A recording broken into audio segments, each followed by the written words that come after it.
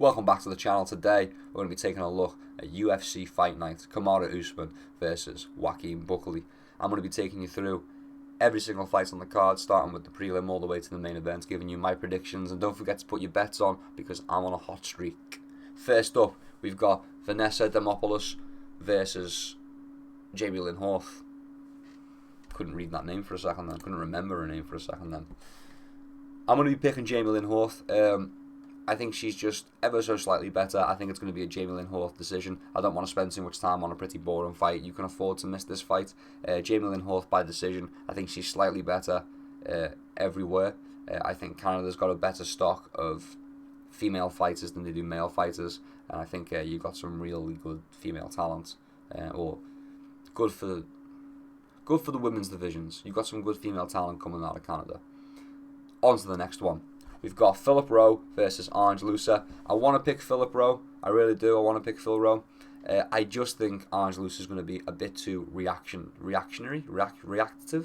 a bit more explosive, a bit more reactive, and I think it's going to keep catching Phil Rowe off guards. I think every time he starts finding success, there's going to be an explosion from Orange Lusa, and even though he's going to get slower as the fight goes on, being Orange Lusa, he is going to keep exploding. He does keep pushing even when he gets tired. He gets sloppy and he gets tired and he gets slow, but he doesn't stop.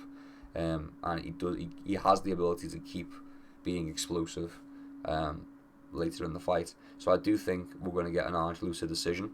I think he does enough through round 1 and 2 to kind of coast a bit more in round 3. So yeah, we're going to go Orange Lusa by decision. On to the next one. We've got Ricky Simone versus Cameron Smotherman. I think it's a bit too soon for Cameron Smotherman.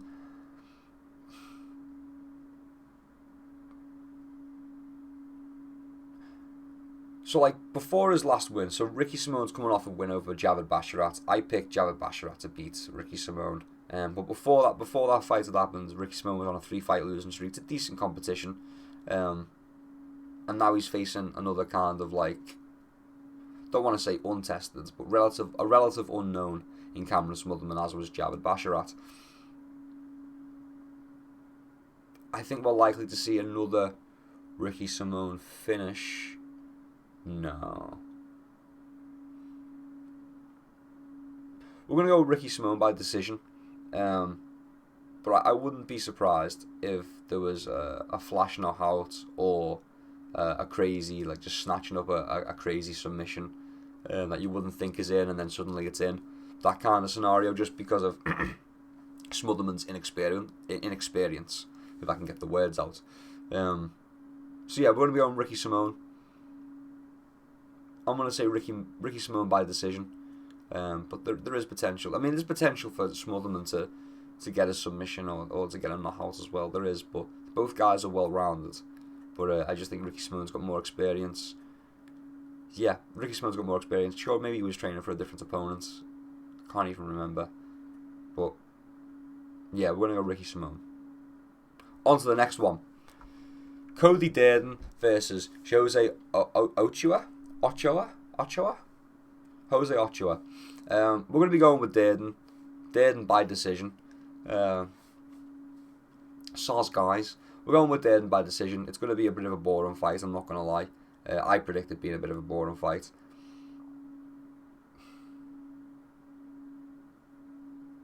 Yeah, I think it's going to be a Cody Durden decision. I think he's just going to be... he's just going to play a points game. I think it's just going to be a game of holding position and just securing the victory. So I am predicting another decision. I think I've predicted a decision for every single fight so far, which is a shame. But oh well. Yeah, we're going to go Cody Durden by decision, and is that my 4th decision pick? It is, and a possible finish from Ricky Simone. four decisions and a possible finish. So yeah, that's Cody Durden by decision. On to the next one. Malcolm Wellmaker versus Chris Montigno. Now, some of you might remember Chris Montigno as the guy who they got to fight Sean O'Malley on extremely short notice, and the guy was like an amateur, like making his UFC debut against Sean O'Malley, who was like a superstar at the time. Well, he's back. He's back in the UFC since losing to Sean O'Malley. Can we just talk about that fight for a second? Because I'm fairly sure if I recall it, Chris Montigno got to the last round with O'Malley. I think it was the third round with O'Malley, and they stopped the fight 10 seconds, 30 seconds, 20 seconds before the end of the fight, when Chris Montigno really wasn't taking any more damage than he had done for the previous however long of the fight. And it just kind of seemed, when I was watching it, Chris Montigno obviously didn't win, but I felt like it was a bit disrespectful to not let him finish the fight. And it wasn't like it was one-sided, but it wasn't as though, like, as the fight went on, you could see that he was landing more, and he didn't land a lot, but as the fight went on, he was landing more, and he was starting to figure out O'Malley, which is crazy to say because he was an amateur coming in against the guy who did go on to become champ. I know O'Malley's just lost again to Merab, but he did go on to be champ. So, kind of an interesting one. Since that loss, he's been finishing everybody on the regionals. Now he's back. I kind of like him. I kind of like the storyline. It's a shame. It's a shame O'Malley isn't champ. Maybe there could have been a storyline built there, a fast track for Chris Montigno. But, oh well. He's up against Cameron Wellmaker. Cameron Wellmaker is pretty damn tough. I'm going to have to pick Wellmaker after bigging up Montigno. I'm going to have to pick Wellmaker. Sorry, man. Even though I'm a fan of Chris Montigno, I've got to go with Malcolm Wellmaker. I think Malcolm Wellmaker probably by knockout. Yeah, I'm thinking Cameron. Malcolm Wellmaker probably by knockout. I'm gonna say in round 2, a round 2 knockout. I think Chris Montigno kind of cross. I think Montigno just kind of like survives the first round. I think he gets hit in the first round, survives it, and then gets finished in the second round. So yeah, I'm gonna say Malcolm Wellmaker by second round knockout. On to the next one. Michael Chiesa versus Court McGee. I'm going to be going with Chiesa. It's got to be done. Court McGee's kind of at the end of his career now. It's kind of hard to pick him to win against anybody. And sure, Chiesa is no spring chicken himself, but seems to be in better condition than Court McGee has of recent. So yeah, we're going to be going with Michael Chiesa. Possible knockout, possible TKO, likely decision. Again, another decision. But yeah, we're going to go Michael Chiesa by decision over Court McGee. I see it happening. There's potential for a Court McGee Hail Mary submission, but I don't think that's going to happen either. So yeah, we're going to go Michael Chiesa by decision. On to the next one. Paul Craig versus Rodolfo Bellato. I want to pick Paul Craig, but I can't pick Paul Craig. I really can't do it. He's a good test. He's a good test for guys to see if they can get past that a really nasty jiu-jitsu game and some absolutely lethal body kicks. But no, we're gonna have to go with Rodolfo Bellato. I think Paul Craig's got a very high chance of getting chinned. I won't lie, a very high chance of getting chinned. That's the crazy thing about Paul Craig, is that he's actually kind of a bit of a fan favourite, even though he doesn't really win a lot of fights. But you know, he's got a win over Ankalaev, so you know, put that in your pipe and smoke it. Yeah, I really do think there's good potential for Paul Craig to get sparked unconscious. So yeah, although I'm a fan of Paul Craig, I'm going with Rodolfo Bellato by knockout. Probably fairly early. Paul Craig's defense in the stand-up isn't amazing. His defense is to kick, and his offense is to kick. So, you know, he's got some great body and leg kicks though, right? On to the next one. We've got Alonzo Mansfield versus Umar Sai. We're going to be going with Umar. We're going to go with Umar by knockout. This guy's pretty legit. Got some pretty good power. He's pretty fast, decent stand-up game. Mansfield, I think, is going to be a fair bit slower, like noticeably slower, and I think that's going to be to his great disadvantage. So yeah, I'm going to go with Umar Sai. I hope that's how you say it. Umar Sai by knockout. On to the next one. Cody Brundage versus Mansour Abdul-Malik. We're going to be going with Mansour Abdul-Malik.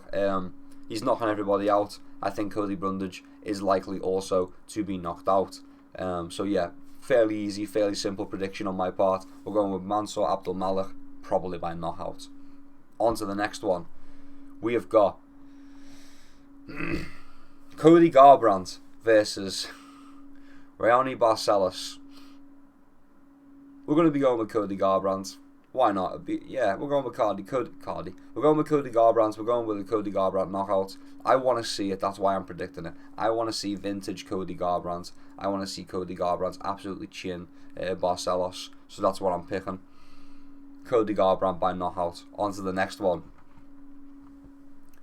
Edmund Shabazian versus Andrei Petroski. Tough pick for me. I'm a fan of both guys. I like watching both guys. They're very entertaining. I'm going to be going with Edmund Shabazian. I think Edmund Shabazian could probably finish Petroski if they get into a firefight. So yeah, I'm going to go with Edmund Shabazian by knockout. I'm going to Edmund Shabazian by knockout. Let me just check El Statarones.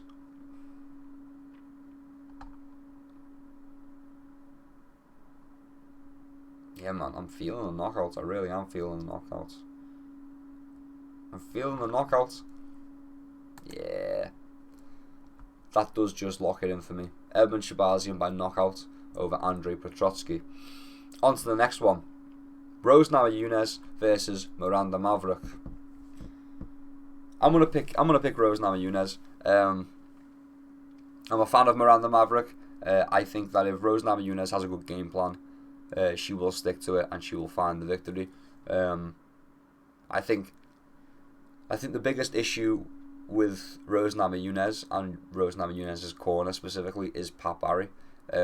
So I think if we just get a decent game plan going and we stick to the game plan, and Pat had nothing to do with the game plan, then I think we're going to be all right. So yeah, Rose Namajunas. I'm thinking a Rose Namajunas decision. Yeah, I'm confident in that. Rose Namajunas by decision. Oh, and finally we have the big one, the main event. Kamaru Usman versus Joaquin Buckley. Tough one. A tough one. Kamaru Usman, a legend. He's on like a 3-fight losing streak. But, older dude. Dominant champion. Very dominant champion for a good long while he reigned as a champion. Only 4 losses and 3 of them have come recently. I think, unfortunately for Kamaru Usman, that is the start of his skid, and really he should be looking to retire regardless of whether he wins or loses this fight. Go out 20-5, go out 21-4. It's a decent record, it's a decent legacy. Man's got no knees. I say this every time there's a Kamaru Usman fight that I'm predicting. Man's got no knees. And I'm just waiting for the day someone decides fuck it and just kicks his knees, just oblique kicks him for an entire round, just nothing else but oblique kicks for an entire round, and just leaves him on the ground, unable to use his legs. And I think Joaquin Buckley's the guy to do it. I think Joaquin Buckley opens the fight with some vicious leg kicks, vicious oblique kicks, and just leaping in there, throwing these big crazy shots.